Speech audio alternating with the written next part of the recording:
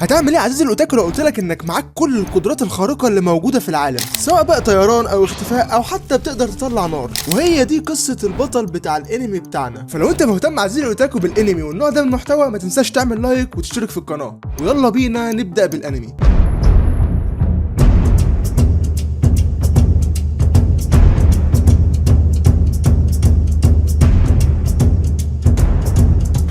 بيبدأ الانمي عزيزي الاوتاكو بالبطل بتاعنا واسمه اوتوساكا يو، وده عنده قدرة خارقة وهو انه يقدر يتحكم في اي شخص واقف قدامه لو فكر فيه لمدة 5 ثواني، ولكن في ال5 ثواني اللي هو متحكم فيهم في الشخص ده بيكون الجسم الرئيسي مغمى عليه، واول لما ال5 ثواني بيعدوا بيرجع لجسمه تاني. وفي الحقيقة اوتوساكا كان عامل زي لو كان عندي القدرة دي، كان بيستخدمها في انه ينجح في كل الامتحانات عن طريق انه يتحكم في كل الناس الدحيحة اللي معاه في اللجنة وياخد اجاباتهم بسرعة وبعد كده يكتبها في ورقة الامتحان بتاعته. لا ده كمان وكان بيطلع الاول في كل الامتحانات، وبنفس الطريقه دي قدر انه يدخل احسن مدرسه ثانويه، وبرضه بنفس الطريقه نجح في اختبار القدرات وطلع الاول. هو اكيد طبعا بالجمدان اللي هو فيه ده وانه كمان وسيم، فاكيد البنات يعني هتموت عليه، لكن هو كانت عينه على واحده ثانيه خالص. وبيقرر البطل بتاعنا انه في يوم يستخدم قدرته على سواق عربيه كان معدي جنب البنت اللي معجب بيها، ويخلي العربيه دي تكون خلاص هتخبط فيها، لكن بيرجع تاني لجسمه وبينقذها. وبيبقى في نظرها بقى البطل الشهم وبتطلب منه انهم يروحوا ياكلوا مع بعض في المطعم، وساعتها بقى صاحبتها بتاخد بالها وبتسيبهم عشان تروق لهم الجو ويبقوا لوحدهم. ولكن وهو قاعد معاها في المطعم بيجيله استدعاء من رئيس مجلس الطلبه، وبيروح فبيقولوا له اننا هنعيد امتحان القبول تاني علشان شاكين انك كنت بتغش، وكمان احنا معانا ترخيص من المدير اننا نعمل اعاده امتحان تاني. وطبعا البطل بتاعنا اتزنق وما بقاش قدامه حل تاني غير انه يقعد ويمتحن الامتحان تاني، فبيقرر انه يتحكم في رئيس مجلس الطلبه علشان يغش الاجابات، لكن بيلاقيه ماسك صوره استغفر الله العظيم يعني.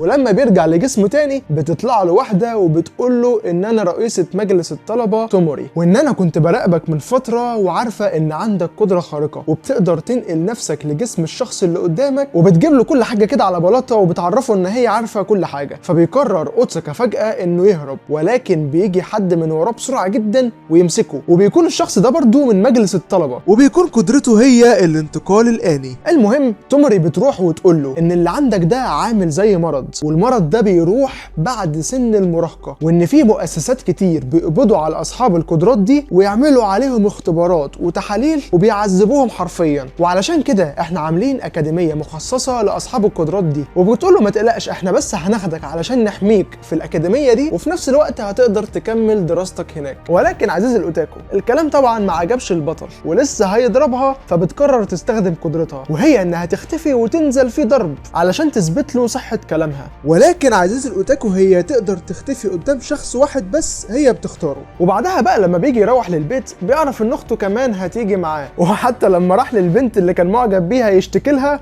قالت له بقول لك ايه، احنا كان بينا مشاعر بس علشان انت انقذتني وخلاص على كده، وراحت كرفت له وقالت له احنا في الفريند زون. يا اخي ده حتى طلع من بره الفريند زون، ما بقاش في حياتها اصلا.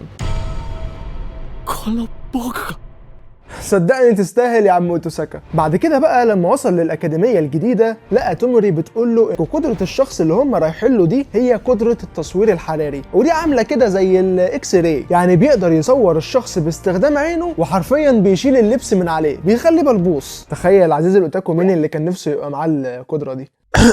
وفعلا بيروحوا له وبيقدروا يقنعوه انه محتاج ياخد باله من نفسه يا اما يجي الاكاديميه، لان لو القدره دي اتعرفت مش هيتساب. وبعدها بيمشوا ويسيبوه، وتوموري بتطلب من اوتساكا يو انهم يروحوا يزوروا اخوها، وفي الطريق بتحكي له قصه اخوها وان كان عنده قدره التحكم في الذبذبات الهوائيه، علشان كده كان بيحب يعزف جيتار، وكمان كان بيحب فرقه معينه كان نفسه يجي يوم ويعزف معاهم. ولكن للاسف عزيزي الاوتاكو امه كانت خايفه من القدره دي واعتبرتها مرض، فطلبت من العلماء اللي هم ولاد اللي احنا لسه متكلمين عنهم من شويه عزيزي الاوتاكو انهم يجوا وياخدوه علشان تطمن عليه. الله عليكي الله عليك يا حاجه، انت ما تعرفيش ان انت كده عملت معاه الصح. وفعلا بيعاملوه كانه فار تجارب، لغايه لما جت شخصيه غامضه احنا لسه ما نعرفش مين هي، ولكن توموري بتقدرها جدا، انقذت اخوها من العلماء دول ودخلته مصحه علشان يتعالج فيها نفسيا، لان طبعا عزيزي الاوتاكو اللي عملوه فيه العلماء ما كانش هين، وديله له حقنه مهدئه. وساعتها وساعتها اوتساكا عرف ايه اللي كان هيحصل له لو ما كانش سمع كلامهم وراح للاكاديميه دي. بعدها بقى عزيز الاوتاكو بيرجع للبيت وبيلاقي اخته محضره له الاكل، وبنعرف معلومه عنها انها بتحب الفلك جدا. ونروح بقى لتاني يوم على طول وبنبدا بالمهمه الثانيه، وبنلاقي ان الشخص اللي رايحين ينقذوه هي مغنيه مشهوره جدا وعندها قدرتين مع بعض، والمفروض ان دي حاجه نادره جدا لما بتحصل.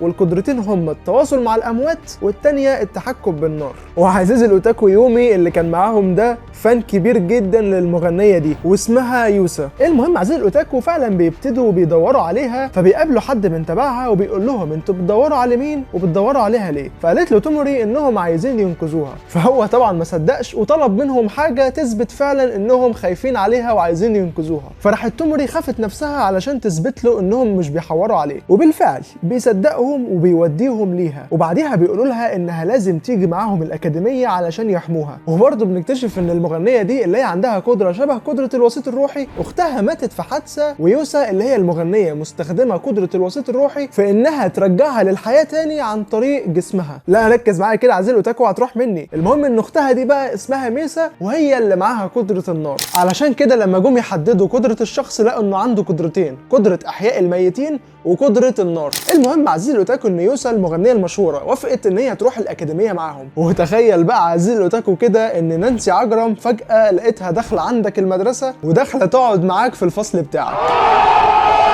وبالظبط ده اللي حصل مع يوسا. وفي وسط الهيصه اللي بتحصل دي عزيز الاوتاكو بتجيلها توموري وبتقول لها يلا يروح امك عشان ورانا شغل احنا مش فاضيين. عنيفه قوي توموري عزيز الاوتاكو. المهم بيروحوا المكان الاجتماع بتاع المجلس وبيعرفوا ان المهمه الجديده وصلت، وهي لاعب بيسبول قدرته التحريك الذهني، وبنعرف انه بيستخدم القدره دي في الكوره بتاعه البيسبول. ولما بيروحوا له بيواجهوه طبعا وبيقولوا له ان احنا عارفين ان القدره اللي عندك، ولكن بينكر. فبيقرروا انهم يلعبوه ماتش بيسبول في الاكاديميه، ولو كسبوا هيجي معاهم او يبطل استخدام قدرته علشان الحمايه. وبالفعل الماتش بيتلعب وبينتهي بفوز فريق توموري، وفي الاخر برضه بيقرر ويوافق يروح معاهم. ونيجي بقى لليوم اللي بعده وبتجيلهم رابع مهمه، وقدره الشخص ده الطيران يا ابن المحظوظه. يا لو الواحد كان عنده القدره دي عزيز الاوتاكو. المهم ان هم بيعرفوا ان هو موجود عند الجبال، وما دام جبنا سيره الجبال يبقى طبيعي في تخييم، وبيجيبوا المستلزمات المهمه في التخييم، اكل وخيم ولبس وكل حاجه. وبعدها بقى بيقعدوا مستنيين ويجي لهم او يشوفوه. وفي وقت وهم نايمين عزيز الاوتاكو اوتساكايو بيحلم انه قاعد في بيته وفي حد ثالث قاعد معاهم وكانه من العيله دي. والمفروض عزيز الاوتاكو ان احنا عارفين ان مفيش غير اوتساكا واخته اللي عايشين في البيت. ولكن فجأة يومي بتصحيه وبيبتدوا يشوفوا هيمشوا امورهم ازاي علشان يكملوا في المهمة، لغاية ما في يوم اخيرا بيظهر الشخص اللي هم مستنيينه وبيقول لهم امشوا من هنا، لكنهم كانوا محضرين له مصيدة وبعدها بيحاول يطير لكنهم بيقدروا يمسكوه. وكالعادة ابتدوا يتكلموا معاه انه لازم يبطل يستخدم القدرة بتاعته دي لحسن يتأذي او يتمسك من الجهة اللي هي العلماء اللي بتعمل تجارب على اصحاب القدرات.